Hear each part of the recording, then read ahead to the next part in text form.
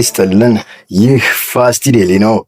ሰላምታችን በያላችሁበት ይድረስ እያልን በዕለቱ የተሰሙ ዋና ዋና ጉዳዮችን ወደ እናንተ ይዘን ቀርበናል። ቻናላችንን ሰብስክራይብ፣ ፕሮግራማችን ላይክና ሼር እንድታደርጉ እየጋበዝን ዕለቱን አበይት ዜናዎች አስቀድመን እንጀምራለን። ኤርትራ የኢትዮጵያ ድሮኖች አየር ክልሌን ጥሰዋል አለች። አስመራ የኢትዮጵያ ድሮን በቀንና በምሽት ድንበሬን እየጣሱ ነው የሚል ክስ ይዛ ብቅ ያለች ሲሆን ሌተናል ጀነራል ይልማ መርዳሳ ኮስተር ያለ ምላሽ ሰጥቷል። አየር ኃይል የሰጠው ምላሽ አካተን በዝርዝር ይዘነዋል። በሌላ በኩል ደግሞ የወደቡ ጉዳይ በስልጣን የመቆየት የመጨረሻ ዋስትና አድርጎ የቆጠረው ሻዕቢያ ድንበር ላይ ባስቀመጠው ሰራዊት ላይ መተማመኑን አጥቷል። ተጨማሪ ሰራዊት ለማሰልጠን በሚል ወጣቶችና ታዳጊዎች በግዳጅ አፈሳ ወደ ጦር ማሰልጠኛ እያስገባ መሆኑን ሲናገር የሀገሪቱ በስደተኞች ውስጥ ዓለም አቀፍ ግንባር ቀደም መሆኗን የሚመለከት መረጃ ወጥቷል። ይህና የባለሀብቱ ኤሎን መስክ ንብረት የሆነው የቀድሞ ትዊተር የአሁኑ ኤክስ የተቀማጮችን አድራሻ ግልጽ አደርጋለሁ ማለቱ በርካታ ሰላዮችን አዲስ አበባ ያስቀምጡት ኢሳያስ አፈወርቂን ስለማስጨነቁ የተሰማውን እና ስለ አዲስ ገዳይ በሽታ መስፋፋት የወጣውን አስደንጋጭ መረጃ አክለን ይዘን ተገኝተናል። ቻናሉን ሰብስክራይብ፣ ላይክ እና ሼር እያደረጋችሁ እስከ ጥንቅራችን ፍጻሜ አብራችሁን ቆዩ። ኤርትራ የኢትዮጵያ ድሮኖች አየር ክልሌን ጥሰዋል አለች። ኤርትራ የሐሰት ፕሮፓጋንዳውን መንዛት ቀጥላለች። በተለያዩ ጊዜያት በሬ ወለደ ፈጠራዋን ስታሰራጭ የነበረችው ኤርትራ የኢትዮጵያ ጀቶች አየር ክልሌን እየጣሱ ነው፣ ከዚህ በኋላ አልታገስም የሚል ማስጠንቀቂያ አዘል ክስ አቅርባለች። ከሰሞኑ አንድ የኢትዮጵያ ድሮን በአፋር ክልል ቡሬ አቅራቢያ መትቼ ጣልኩ የሚል ወሬ አስነግራ ሐሰት መሆኑ የተረጋገጠባት አስመራ አሁን ደግሞ የኢትዮጵያ ድሮኖች በቀንና በምሽት ድንበሬን እየጣሱ ነው የሚል ክስ ይዛ ብቅ ብላለች። የኢትዮጵያ አየር ኃይል ጠንከር ያለ ምላሽ ሰጥቷል። የቀይ ባህር እና የአሰብ ጉዳይ በሀገር ውስጥ መድረኮች መነጋገሪያና መወያያ ከመሆን አልፎ በዓለም መድረኮች ላይ በሰፊው ትኩረት የሳበ ጉዳይ ሆኖ ቀጥሏል። የሁለቱ ሀገራት በየፊናቸው ወረራ ሊደረግብን ነው የሚሉ አቤቱታዎችን በማሰማት ታዛቢ ፍለጋ ላይ መሆናቸውም እየተነገረ ይገኛል። ኤርትራ በተደጋጋሚ ክሷን እያቀረበች ሲሆን ኢትዮጵያም በውጭ ጉዳይ ሚኒስትሯ በኩል ከሰሞኑ ለዲፕሎማቶችና ለዓለም አቀፍ ተቋማት ተወካዮች በተሰጠ ሰፊ ገለጻ ህወሓትና ሻዕቢያ በጥምረት ሊወጉኝ እየተዘጋጁ ነው ስለማለቷ መዘገቡ ይታወሳል።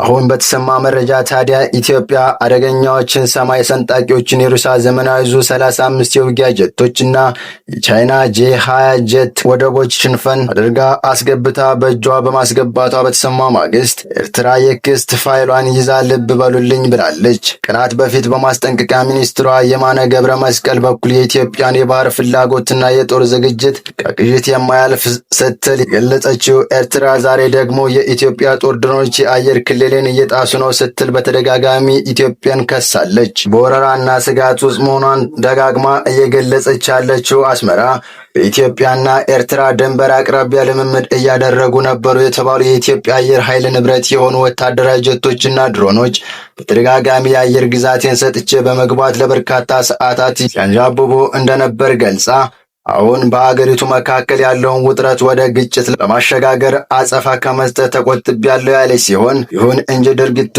ከተደገመ ያለማስጠንቀቂያ መጥቼ እጥላለሁ ስትልም ዝታለች። ከወደ ትግራይ ስለ ጉዳዩ የጠየቅናቸው የመረጃ ምንጮች የኢትዮጵያ አየር ኃይል ተዋጊ ጀቶችን፣ ድሮኖችን ካለፈው እሁድ ጀምሮ የልምምድና የቅኝት በረራዎችን በተደጋጋሚ እያደረጉ መሆናቸውን ገለጸው።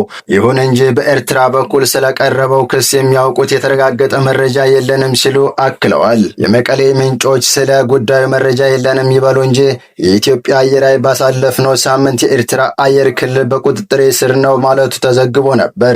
ፈረንሳይ እና ሩሲያ ሰራሽ የሚሳይል ስሪቶችን በትክክለኛ ቦታዎች ለአይቀሬው ግዳጅ ዝግጁ ሆነዋል የተባለ ባለበት ወቅት የተሰማው ይህ መረጃ በአሁኑ ሰዓት ኢሳያስን እንቅልፍ ነስቶ እዚህም እዛም እያሯሯጠው ያለ ጉዳይ እንደሆነ በስፋት እየተነገረ ይገኛል።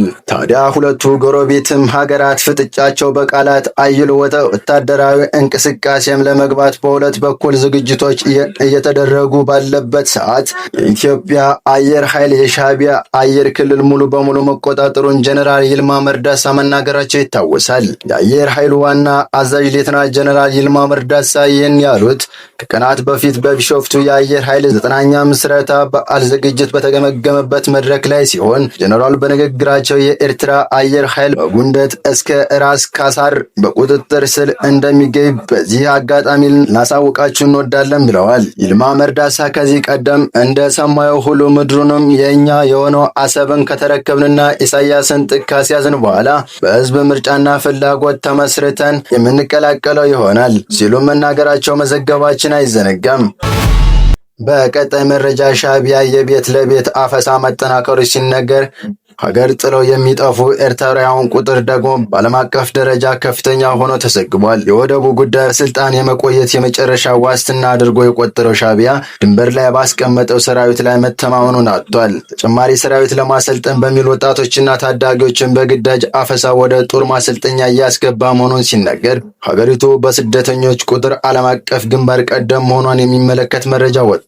በኤርትራ የቤት ለቤት አፈሳ መጀመሩ ታወቀ።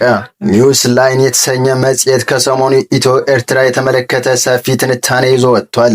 በትንታኔ ሁለት አገራት ጦርነቱን ለመጀመር አዛች አጋጣሚ እየጠበቁ ነው ያለ ሲሆን ኢሳያስ አፈወርቂም የኢትዮጵያን የውስጥ ተኩስ በማቀጣጠል ተጠምደዋል ሲል ከሷል። ዘገባው ኤርትራ ባወጣው የሰራዊት እጥረት ተመታለች ያለ ሲሆን ባለፉት ሳምንታትም በኤርትራ ከተሞች የቤት ለቤት አፈሳ እየተደረገ መሆኑን ጠቅሷል። ጦርነቱ የሚጀምረው ከሆነና ተጀምሮም የሚራዘም ከሆነ ኤርትራ ክፉኛ እንደምትጎዳ የጠቀሰው ዘገባ የኤርትራ ሰራዊት በአዛውንቶች የተሞላ ነው፣ ይህም ለሻዕቢያ ጭንቀትን የፈጠረ ጉዳይ ነው ብሏል። ከዚህ በተጨማሪ የጂኦግራፊያዊ አቀማመጥ አኳያ ሻዕቢያ አሰብን የሚያጣበት ትልቅ እድል እንዳለም ጠቅሷል። ይህ በእንዲህ እንዳለ አፈሳና በብሔራዊ ግልጋሎት ስም የሰፈነው ብዝበዛ ያንገሸገሻቸው ኤርትራውያን ወጣቶች ስደተኛ ዋነኛ ከጭቆና አገዛዝ ማምለጫ መሳሪያ ማድረጋቸውን ያመለከተ መረጃ ወጥቷል። በስደተኞች ቁጥርም ኤርትራ ከዓለም ግንባር ቀደም ሀገራት ተርታ ተሰልፋለች።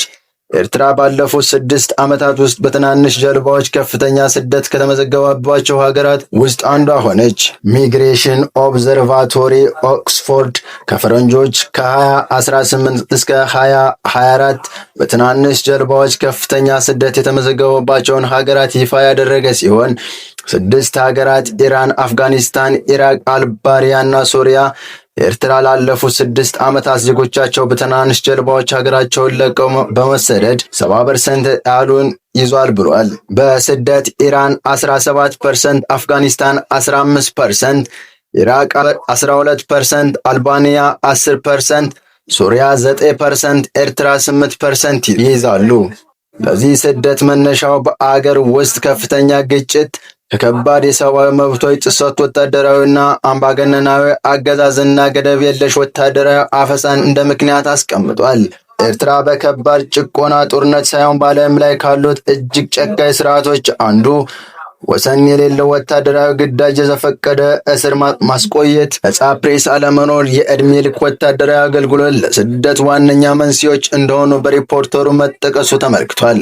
በተያያዘ መረጃ ኤሎን መስክ ለሻዕቢያ ታላቅ መርዶ አወጀ ያስባለ መረጃ ይፋ አድርጓል። የዓለማችን ሀብታም ኤሎን መስክ ንብረት የሆነው ኤክስ የኢሳያስ ሰላዮችን የሚያጋልጥ እርምጃ ሊወስድ እንደሆነ ተሰምቷል። የዓለማችን ቁጥር 1 ባለሀብቱ ኤሎን መስክ በ44 ሚሊዮን ዶላር ገዝቶ የግሉ ካደረገው በኋላ ስሙን ወደ ኤክስ የቀየረው የቀድሞ ትዊተር በአገልግሎቱ ላይ የደንብና መመሪያዎች ማሻሻያ ማድረጉን ያስታወቀ ሲሆን አዲሱ ማሻሻያ ተጠቃሚዎቹ አሁናዊ አድራሻ ግልጽ ማድረግን ያካተተ እንደሆነ ታውቋል። ግዙፉ የማህበራዊ መተሳሰሪያ መድረክና የመረጃ ምንጭ የሆነው ኤክስ በደንበኞቼ ከየት አገርና ከተማ የሆነ መረጃዎችን እንደሚያጋሩ እስከ ዛሬ ሲደረግ የነበረውን የደህንነት ጥበቃን አንስቼ ግልጽ አደርጋለሁ ማለቱ ታዲያ በርካታ ሰላዮችን አዲስ አበባ አስቀምጠው ኢትዮጵያን የሚጥላሉ መረጃዎችን የሚያጋሩና ወታደራዊ ወሳኝ የጸጥታ መረጃዎች ወደ አስመራ አሳልፈው እንዲልኩ ሲያደርጉ የነበሩት ኢሳያስ አፈወርቂን ክፉኛ ስለመጨነቁ እየተነገረ ነው። በእርግጥም ውሳኔው ኢሳያስን ማስጨነቁን ያክል ለሌሎች አስጨናቂ ነው የሚሉ መረጃዎች እየወጡ ሲሆን በተለይ አምባገነን መንግስታቸውንና ሙሰኛ ባለስልጣኖቻቸውን እየተከታተሉ በማጋለጥ የሚሰሩ ጋዜጠኞችና ማህበራዊ አንቂዎችን ደህንነትና የዜግነት ሀሳብ በነጻ የመግለጽ ነጻነት ይገባል በሚል በርከት ያሉ የሰብአዊ መብቶች ተሟጋች ድርጅቱ ውሳኔው እንዲያጤነውና እንዲቀለብስ ጫና እያደረጉ መሆናቸውም ተሰምቷል።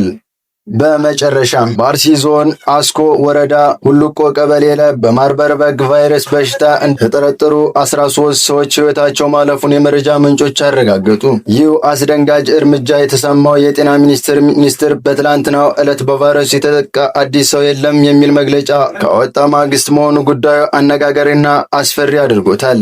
ሚኒስትሩ ከትላንትናው በስቲያ በሰጠው መግለጫ የኢቦላ ቤተሰብ ሆኖ ነገር ግን ከኢቦላ የከፋ ገዳይነት ባህሪ አለው በተባለ በማርበርግ ቫይረስ በሽታ 6 ሰዎች ሕይወታቸው ሲያልፍ በቫይረሱ መያዝ የተረጋገጠ አዲስ በሕይወት ያለ ሰው የለም የሚል ማረጋገጫ ሰጥቶ